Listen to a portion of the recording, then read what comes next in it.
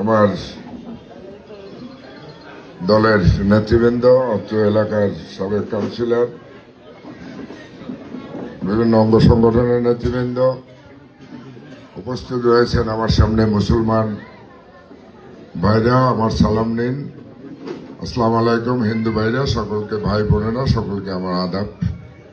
আপনারা ভালো আছেন সবাই? আসলে 5 তারিখের পরে অনেক হিন্দু সম্প্রদায় আপনারা অনেক আতঙ্কের মধ্যে ছিলেন। সারা বাংলাদেশে আতঙ্কটা ছিল। শেখ হাসিনা তার মন্ত্রী, শেখ পরিবারের সকলকে নিয়ে দেশ ত্যাগ করেছে আপনাদের অরক্ষিত রেখে। আপনাদের কথা একবারও কেউ ভাবে নাই যে সারা জীবন তারা আমাদের দেখভাল করেছে, আমরা আমাদের সন্তান সম্পত্তি নিয়ে আমরা চলে যাচ্ছি, এদের অবস্থাটা কি হবে, এদের কে ছায়া দেবে, কার কাছে গিয়ে দাঁড়াবে, এই ভাবনাটা ভাবছে কেউ? তারা ভাবছে? কিন্তু দেখেন, তারা চলে গেছে, তারা প্রাণ নিয়ে পালিয়েছে, সম্পদ নিয়ে পালিয়েছে। প্রত্যেকের দেশের বাইরে শত শত কোটি টাকার মালিক। একজন ভূমিমন্ত্রীর 350 বাড়ি কানাডায়, এই পরিমাণ সম্পদ তারা লুট করেছে, অথচ আপনাদের অরক্ষিত রেখে গেছে। 5 তারিখ যাওয়ার আগে তারা, আমি শুনেছি তাদের সাধারণ সম্পাদক ওবায়দুল কাদের সাহেব বলেছে, শেখ হাসিনা যদি রাষ্ট্র ক্ষমতার থেকে সরে যায় 24 ঘন্টার মধ্যে 5 লক্ষ লোক মারা যাবে। কই 5ই আগস্টের পরে সারা বাংলাদেশে 5 জন লোক মারা গেছে কোনো খবর আছে? আপনাদের এই বাড়িতে একটা ঘটনা ঘটেছিল। আমাদের সম্মানিত ভারপ্রাপ্ত চেয়ারম্যান জনাব তারেক রহমান কথা বলেছে। আমি এসেছি একাধিকবার, দলের পক্ষ থেকে আমরা সহযোগিতা করার চেষ্টা করেছি। 5ই আগস্টের পরে আমাদের বিএনপির নেতৃবৃন্দ আপনাদের মন্দির পাহারা দিয়েছে, বিভিন্ন পূজা মণ্ডপ পাহারা দিয়েছে, রাতের পর রাত, দিনের পর দিন। আমরা কিন্তু আপনাদের কোনো অনিষ্ট করি না, করছি এবং করবও না। কিন্তু আওয়ামী লীগ আপনাদের ব্যবহার করেছে তাদের স্বার্থ সিদ্ধি করার জন্য, আপনাদের জন্য নয়। আজকে বরগুনা জেলায় 112টা পূজা মণ্ডপে দুর্গা পূজা হয়েছে জেলায়। আমি অনেক পূজা মণ্ডপে গিয়েছি, আমতলী, তালতলী, বেহালা টেহালা সব অনেক পূজা মণ্ডপে গিয়েছি। তারেক রহমানের পক্ষ থেকে আমরা কিছু অনুদানও দিয়েছি। এখানেও এসেছিলাম 65টা পূজা মণ্ডপে আমি যেতে পারি না, জুতো পরে, হাঁটুর উপরে কাদা। তাইলে সেই পূজা মণ্ডপ কেন্দ্রিক যে হিন্দু ভাই বোনেরা আছে, তারা কিভাবে তারা দুর্গাপুজো উদযাপন করেছে এই কাদার মধ্যে বলেন? 65টা মন্দিরে যাওয়া যায়নি জুতো পরে। আমার দুঃখ হয়, এখানে 5 বার এমপি ছিল আপনাদের ধর্মের লোক, সেই ধীরেন্দ্র দেবনাথ শম্ভু। আজকে মন্দিরের এই দৈন্যতা, রাস্তাঘাটের এই অবস্থা। অনেক জায়গায় আমি গিয়েছি, মন্দিরের বেড়া নাই, চাল নাই, দেখলে মনে হয় এটা একটা গোয়াল ঘর। এখানে দেবী থাকে, প্রতিমা থাকে, দূর থেকে দেখলে এটা বোঝার কোনো ক্ষমতা নেই। এটা আপনাদের জন্য দুর্ভাগ্য, জাতির জন্য দুর্ভাগ্য। তো যাই হোক, আমরা আজকে আপনাদের বলতে চাই, বিবেক আপনাদের কাছে। আজকে আওয়ামী লীগ দেশে নাই, নির্বাচনে তারা অযোগ্য ঘোষিত হয়েছে, গণহত্যার দায়ে তাদের গত পরশুদিন ফাঁসির রায় হয়েছে। আপনারা বিএনপির সাথে থাকলে অতীতের আওয়ামী লীগের সাথে যেভাবে ছিলেন তার থেকে অনেক বেশি ভালো থাকবেন আপনারা। এটা আপনাদের বিশ্বাস হয়? এটা আপনারা বিশ্বাস করে দেখেন। আমি প্রত্যেকটা পূজা মণ্ডপে বলে আসছি, আগামী দুর্গা পূজার আগে কোন মন্দিরে দুর্গা পূজায় কাদা ভাঙ্গে আর যাইতে হবে না, সে ব্যবস্থা আমি করে দেব সমস্যা।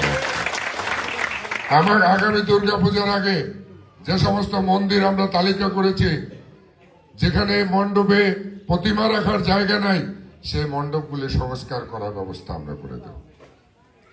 কিন্তু আপনাদের সহযোগিতা চাই আমরা। আর আমি আজকে যে জন্য এখানে এসেছি, বাবুল অনেক কথা বলেছে, আমার অজানা অনেক কথা অ্যাডভোকেট বাবুল বলেছে, কিভাবে আপনাদের সম্পত্তি গভর্নমেন্ট অ্যাকোয়ার করেছে আমি জানি না। আজকে নূতন শুনলাম একজনের টাকা আরেকজনে ভুল টিপ দিয়ে তারা নিয়েছে। যদি আপনারা টাকা পেয়ে না থাকেন, সরকারি আপনার জমির বিপরীতে আপনাদের যে প্রাপ্তি, এটা যদি আপনারা পেয়ে না থাকেন, আমরা আপনাদের কাগজপত্র নিয়ে আমরা সরকারের সাথে কথা বলবো। যদি আপনাদের প্রাপ্য থাকে আমরা অবশ্যই সেটা বাইর করার ব্যবস্থা করব। আর এখানে আমি সরকারকে, যদি সরকার বৈধভাবে নিয়ে থাকে, তাহলে সরকারের তো উচ্ছেদ করার ক্ষমতা আমার নাই। আমি আপনাকে একটা কথা বলতে পারি যে আমি জেলা বিএনপির আহ্বায়ক বা সভাপতি পদে যতদিন আছি, আমার দল যতদিন ক্ষমতায় আছে, আল্লাহ যদি বরগুনার আমাকে মানুষের খাদেম হিসাবে, খেদমতদার হিসাবে যদি আমাকে কবুল করে, আমি থাকতে এই পদগুলায় আপনাদের কেউ উচ্ছেদ করতে পারবে না। এটা কথার কথা না। আমি আজকে সকলকে সাক্ষী রেখে আমি আপনাদের বললাম, আমি যেটা বলি সেটা পালন করার চেষ্টা করি। আপনারা আমার উপর আস্থা রাখবেন।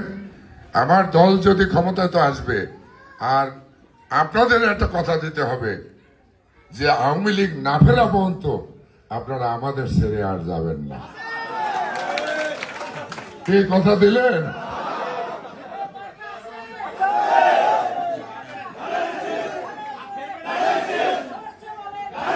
তারপরে আপনাদের কাছে আরেকটা নিবেদন, আপনারা অতীতের আওয়ামী লীগের চেয়ে যদি বিএনপির সময় আমাদের কাছে আপনারা নিরাপদ থাকেন, ভালো থাকেন, আপনাদের উন্নতি করার সুযোগ হয়, তাহলে আপনারা আমাদের ছেড়ে আর যাবেন না। আমি জানি একটা ভালোবাসার জন্ম হয়, একটা হিংসার জন্ম হয়। একটা হিংসা দিয়ে একটা ভালোবাসা অর্জন করা যায় না। আর যদি তারপরে আপনারা সেখানে ফিরে যান, তাহলে আমরা ঠাকুরের কাছে বলবো, নালিশ দেব যে এত ভালোবাসার পরেও এদের মন আমরা আর পাই না। অতএব আপনারা থাকবেন আমাদের সাথে। কার সাথে? যে উন্নয়ন করতে পারবে, যে বিপদে বললে আপনি যাবেন। আপনার বাড়িতে একটা ঘটনা ঘটেছে, আমাদের এখানে যারা নেতৃবৃন্দ আছে এদের কাছে বলবেন যে আমার এই বিপদ হয়েছে, ওরা আমাকে বলবে যে ঠিক আছে, বিপদের দায়িত্ব আমি নিলাম। অতএব আমি সেখানে আপনারা যদি বিএনপি ক্ষমতায় আসবে, বিএনপি ক্ষমতায় আসলে আমরা আপনাদের উপকারও করতে পারবো, আপনাদের উন্নয়নমূলক কাজও আমরা করতে পারবো। আর এর বাইরে আছে এখন আমাদের কিছু ধর্মীয় কিছু আমাদের জামাত আছে, আর আছে চরমনাই। আমি একজন মুসলমান হিসাবে আমি যেটা বলি, আমি যেটা ভাবি যে ধর্ম যার যার থাকতে পারে, কিন্তু আমরা ধর্ম অন্ধ হয়ে না যাই। এই সমস্ত অনেক দল আছে ধর্ম অন্ধ। যে মুসলমানের মাজার ভাঙে, যে মুসলমানের মাজারে আগুন দেয়, যে মুসলমানের কবর থেকে নুরু মৌলবীরে উঠাইয়া দাহ করে, তারা ক্ষমতা পেলে দুদিন পর আগুন নিয়ে যে পূজা মণ্ডপে ঢুকবে না দিদিরা, এইটা কিন্তু বিশ্বাস করা আপনাদের ভুল হবে। যে কথা বলছেন কিনা? হ্যাঁ, মুসলমান যেখানে নিজেরও মাজার ভাঙে, যেটা আন্তলিতে ঘটেছে আপনারা জানেছেন, আগুন দেওয়া হয়েছে। আপনার যশোরে নুরু মৌলবী, তাকে একটু উপরে করে সেখানে দাফন দেওয়া হয়েছিল। তার দাফনের জায়গাটা কাবার মতো দেখা যাইত। এজন্য সেই মুসলমানেরা তারা সেই কবর ভেঙে তার 13 দিনের লাশ সেইখান থেকে নিয়ে তারপরে উল্লাস করে পুড়িয়ে দিয়েছে, যেটা আমাদের ধর্মের বিধান নাই। অতএব এইটা যদি হয়, তাহলে কখনো মূর্তি পূজা ধর্মে নিষিদ্ধ, কখন আবেগ আবার জাগ্রত হয়ে যায়, কখন ধর্মের প্রতি অন্ধত্ব এসে যায়, তখন কিন্তু আপনারা নিরাপদ থাকবেন না। আমার কথা বুঝছেন কিনা আপনারা? আপনাদের থাকতে হবে বিএনপির সাথে, আপনারা নিরাপদ। আপনাদের থাকতে হবে বিএনপির সাথে, আপনাদের উন্নয়ন হবে, আপনাদের বিপদ আপদে আমরা পাশে থাকবো। আমাকে অনেকে বলে যে দাদা আমাদের হিন্দু ভোটাররা কিন্তু এবার ভোট কেন্দ্রে সবাই যাবে না। আমি কেন যাবে না? তাদের প্রিয় মার্কা তো নাই, তাদের প্রার্থী নাই, তাদের ইয়ে নাই, তারা যাবে না।